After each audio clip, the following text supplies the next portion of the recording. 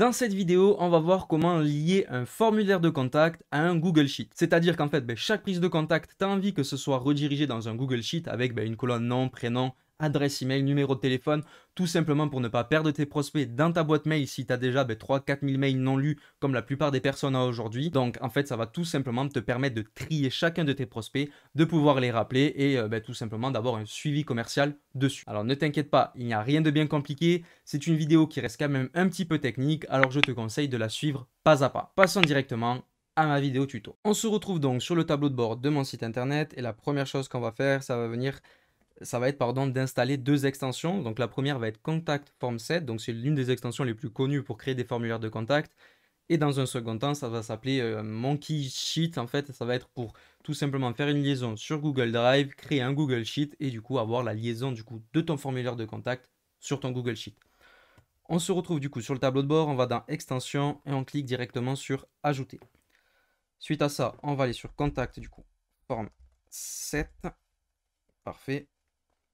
Donc là, on a le premier, on clique sur Installer et on peut écrire du coup tout simplement Monkeys Contact, je crois que c'était. Sheet Monkeys Contact, voilà, c'est celle-ci. On vient l'installer également. Il n'y a que 200 installations actives, donc vraiment c'est une extension qui n'est pas vraiment beaucoup utilisée. Mais voilà. Donc du coup maintenant, ce qu'on peut aller faire, c'est aller dans nos extensions et on va venir les activer.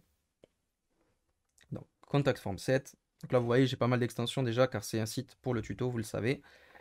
Et Sheet Monkeys. Donc la première chose qu'on va faire, ça va être tout simplement de paramétrer un formulaire de contact, de le mettre en place et ensuite on paramétrera le reste. Donc formulaire de contact, il y en a déjà un basique, hein, on le connaît. Donc du coup là on a nom, prénom, objet, message. Comment ça fonctionne ensuite pour le reste? Donc c'est en fait ça va tout simplement ouvrir des labels. Admettons vous souhaitez mettre, j'en sais rien, des cases à cocher, un menu déroulant, on peut venir le créer avec plusieurs options. Donc on va mettre option A, option B, option C. Voilà, on met trois options. On insère la balise. Parfait, select menu. On va l'enregistrer. Et on va venir tout simplement copier ici le shortcode et l'intégrer dans une page. Donc je vais créer une page. Voilà, on va l'appeler la page contact, basique. Contact, je viens la publier, la modifier avec Elementor. Et je vais mettre mon petit code court pour que du coup le formulaire de contact puisse apparaître. Donc, on fait glisser un code court. Ok, bon, je vais ouvrir cette section, je sais pas pourquoi elle fait ça. Voilà. On va mettre 300 même, histoire que ça mette en plein milieu. On va remettre le code court. On va le coller. Et ici, on a notre formulaire de contact. Hop, on prévisualise nos modifications. Donc là, on voit qu'on a le nom, le prénom, les trois options, l'objet et le message. Donc là, on a notre premier formulaire de contact donc, du coup, qui est activé. Vous mettez ce que vous souhaitez dedans. Et on va retourner du coup en cliquant ici sur notre tableau de bord. On peut fermer la page d'Elementor. Et on va retourner dans Contact ici. Et ici, vous pouvez voir Google Sheet avec un singe. Donc, on va paramétrer tout ça. On clique ici sur Get Started. Hop. Et là, il y a une petite page qui s'ouvre. Donc là, on va venir se connecter à mon Google Drive. J'accepte tout. Hop. Continuer. Parfait. Et donc, du coup, là, il va nous dire, oui, voilà, il faut payer quelque chose. On s'en fiche, on ne paye pas. Hop, on va venir créer, du coup, premier formulaire, Google Sheet. Là, ça va nous mettre Pick a Sheet Template. Et là, on va l'appeler Blank Sheet. Voilà, on sélectionne Blank Sheet. On fait Save.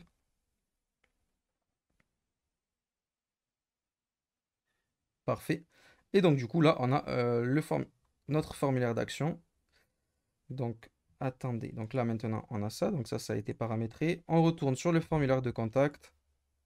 On vient le modifier.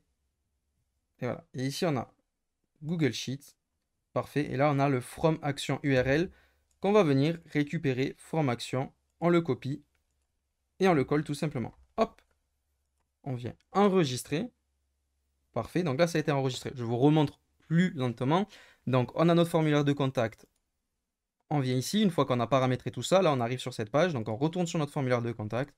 On revient le modifier À tout à droite, vous avez ici Google Sheet et vous copiez tout simplement et collez du coup votre forme action. Vous n'avez pas besoin de plus. Ici, si on clique ici, ça va nous rediriger vers du coup le Sheet Monkey Form. Donc ça a été tout simplement le Google Sheet qui a été créé en fonction tout simplement de ce formulaire de contact. Et maintenant, on va tout simplement aller faire un test. Donc un test, pardon. Je viens actualiser ma page où j'ai le formulaire. Et là, je vais faire du coup une première demande sur ce formulaire pour voir si la liaison s'est bien réalisée. Donc WordPress, adresse email lucas@wordpress.com. Là, je mets n'importe quoi tout simplement pour tester. On va mettre l'option C.